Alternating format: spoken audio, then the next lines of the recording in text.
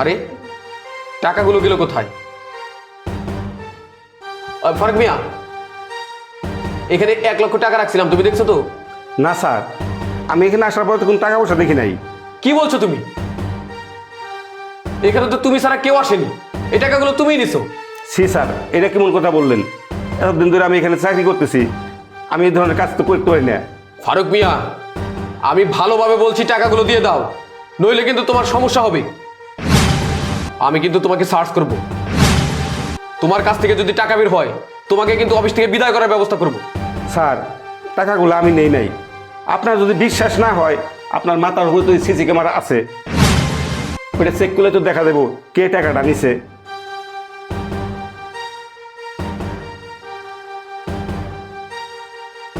হ্যাঁ, সিসি ক্যামেরার ফুটেজ দেখে তো বোঝা যেত টাকাগুলো কে নিচ্ছে, কিন্তু আমি তো এই টাকাগুলো ঘুষ নেওয়ার সময় সিসি ক্যামেরা অফ করে রাখছিলাম, এখনও তো সে অবস্থায় আছে। তাহলে আমি বুঝবো কি করে টাকাগুলো কে নিছি? সিসি ক্যামেরাতে কিছুই ধরা পড়বে না। আচ্ছা ঠিক আছে, তুমি এখন এখান থেকে যাও। ঠিক আছে স্যার। কিন্তু টাকাগুলো গেল কই? স্যার শুনেন। কি কিছু বলবেন? স্যার, এই যে এটা এগুলো রাখেন, এটা এগুলো আপনাদের। টাকাগুলো আমাদের মানে? আমরা তো কিছুই বুঝছি না। স্যার তাহলে শুনেন। স্যার বলছি তো, দেরি হবে ওই সব কাজে। স্যার, আমাদের ফাইলটা যদি সিগনেচার করে দিতেন, আমাদের এতিমখানার কাজ দ্রুত শেষ হতো। আচ্ছা বুঝলাম, আপনার এতিমখানার ফাইলটা আমি সাইন করলে আপনি দ্রুত কাজ করতে পারবেন। আমি সাইন করে দিলাম, কিন্তু আমার বেনিফিট? স্যার, আপনার বেনিফিটটা আমরা দেখব। এই যে নিন 1 লক্ষ টাকা।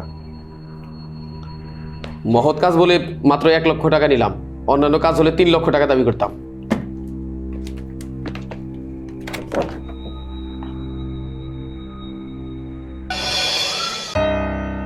আমি আগে জানতাম আমার স্যার খারাপ লোকদের কাছ থেকে ঘুষ খায়, কিন্তু আজকে যখন দেখলাম ইতিমখানার টাকা পর্যন্ত সে ছাড় দেয় না, কাজেই আজকের পর থেকে আমি এই অফিসে চাকরি করবো না।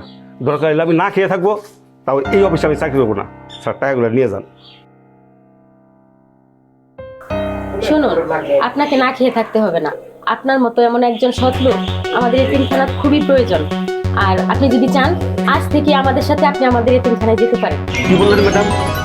আপনারা আমাদের আপনাদের ইতিমখানায় চাকরি দেবেন? ঠিক আছে ঠিক আছে ম্যাডাম, আমি রাজি। ঠিক আছে, তাহলে চলুন। ঠিক আছে স্যার, আমি ফিরে দিই স্যার।